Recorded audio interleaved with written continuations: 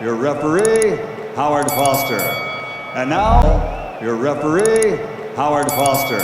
Baada ya mtandao wa BoxRec ambao unahifadhi rekodi za mabondia duniani kumtangaza Hassan Mwakinyo kuwa bondia namba 1 Afrika kwenye uzito wa kati na kushika nambari 1 nchini Tanzania katika viwango vyote na vigezo vya boxing, nazungumzia pound for pound, Hassan Mwakinyo hajawa mnyonge, hajakaa kimya. Amewajibu wale wote ambao walikuwa wanasema kwamba alicheza na mpinzani mdhaifu. Mwakinyo kupitia ukurasa wake wa Instagram ameandika ujumbe, anasema, niko hapa kuwajulisha kwamba yule bondia mlevi ambaye hakuwa revo yangu amerudisha tena kuwa top namba 1 Afrika na namba 37 kati ya mabondia 1950. Hii ni world rank.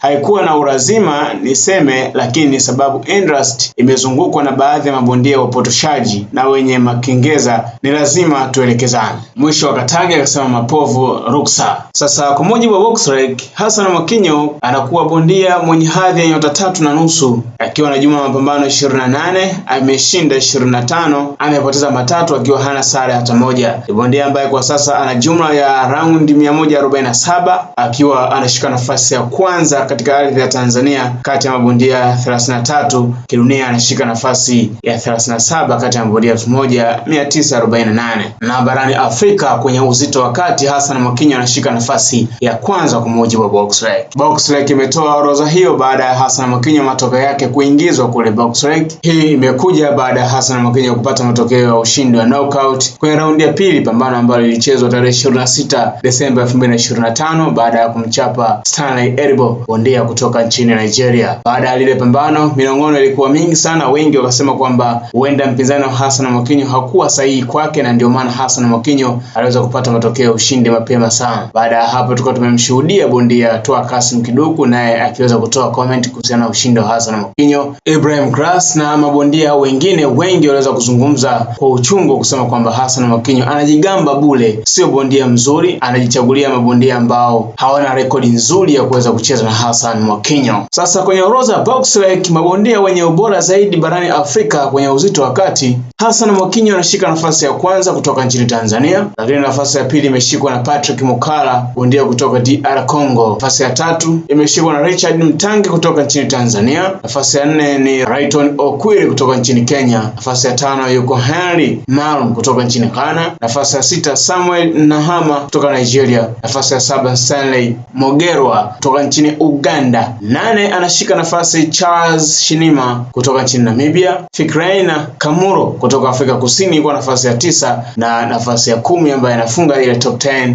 ni Amir Rashid Matumla kutoka nchini Tanzania. Na hiyo ndio listi ya mabondia 10 bora wenye ubora barani Afrika kwenye uzito wa kati kwa mujibu wa BoxRec. Hassan Mwakinyo kwenye ujumbe wake anasema kwamba hakuwa na lazima kusema hili jambo, lakini imebidi aliseme kwa sababu Tanzania kuna mabondia wapotoshaji, ndio maana ameweza kuzungumza katika hali hiyo. Yes, Hassan Mwakinyo tuliweza kumshuhudia pale Warehouse Masaki, Dar es Salaam tarehe 26 mwezi Desemba 2025 ambapo alicheza na bondia kutoka nchini Nigeria Stanley Eribo, pambano ambalo lilikuwa limeandaliwa na Peak Time Media. Rekodi za mpinzani wa Hassan Mwakinyo wakati anacheza naye, kwa mujibu wa BoxRec, kwa upande wa Hassan Mwakinyo hakuwa na nyota hata moja, wala dashboard yake haikuonyesha kuwa ni bondia nafasi ya ngapi, na hii ilikuja baada ya Hassan Mwakinyo kutopata nafasi ya kupanda ulingoni kwa muda mrefu. Kabla ya kucheza na Hassan Mwakinyo, Stanley Eribo alikuwa bondia mwenye hadhi ya nyota 1.5. Alikuwa na jumla mapambano 19 akiwa ameshinda 18 na kutoa sare pambano moja. Kwa hiyo katika rekodi yake huyu Mnigeria alikuwa hajapoteza pambano hata moja. Sasa baada ya kucheza na Hassan Mwakinyo ndio dosari imeingia na kuwa bondia mwenye jumla mapambano 20 akiwa ameshinda 18, kupoteza moja na kutoa sare pambano moja. Wengi wakawa wanazungumza kusema kwamba uwezo wa bondia huyu pamoja na Hassan Mwakinyo vilikuwa vitu viwili tofauti, na mashabiki wanataka kuona kwamba Hassan Mwakinyo asiwe mjanja, atafute mabondia wenye uwezo wa kumchallenge vizuri ili aweze kupata matokeo ya uhalali. Tulishuhudia mengi na tulisikia mengi kutoka kwa mashabiki, lakini baada ya mchezo kukamilika ndio hivyo, Hassan Mwakinyo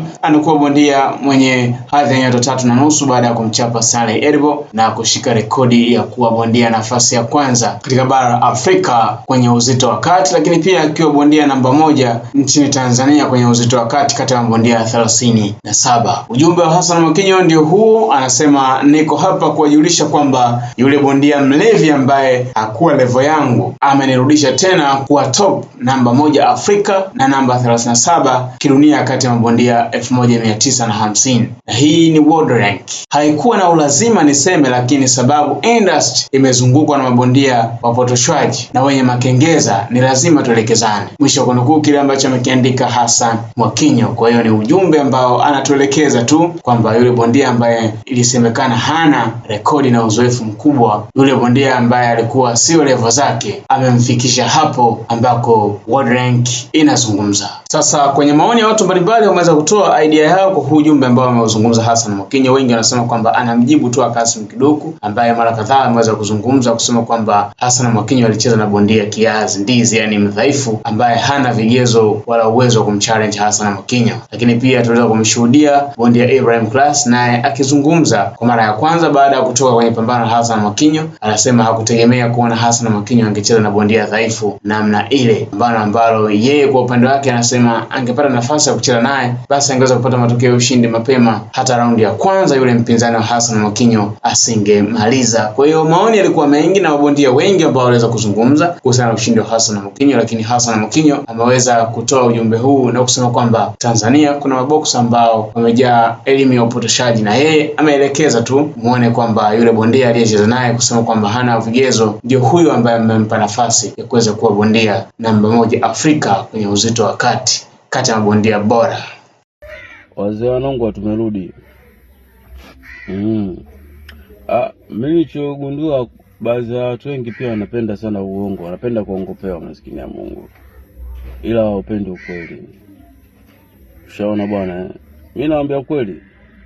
Promoter Semunyo kaniletea mimi majini, kaniletea watu ule promoter hakuna.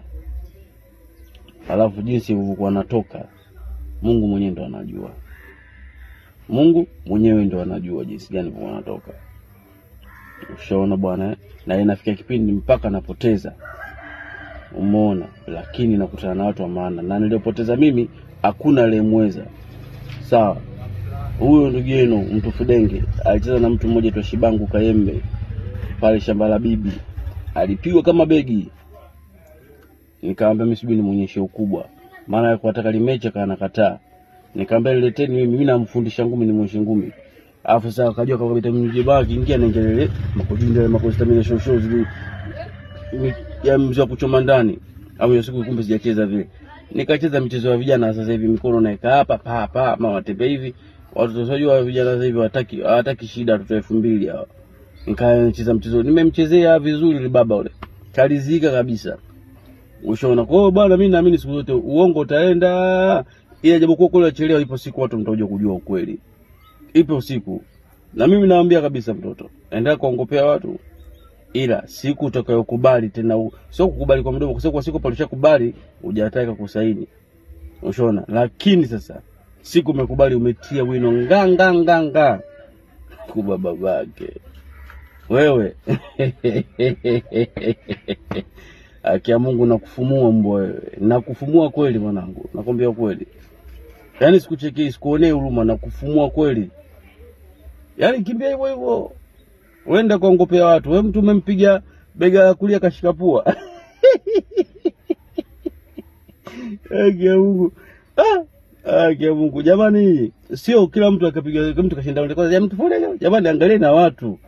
Na ndio maana nilimposti jamaa kabla pomna kitu. Wewe bwana mimi nitakwambia bwana Mwakinyo sijui. Wewe ukitaka uwe bora, kwanza kamombe lazi kaka kwa Hamisi. Pia ukamombe lazi mzee wetu Zayumba ule. Ukamuombe lazi. Ndio utauli katika mfumo na utanyoka. Wajifanya unakunja domo tukanye manyongeza. Sijui nini kocha yake mganga sijui. Hakuna hiyo.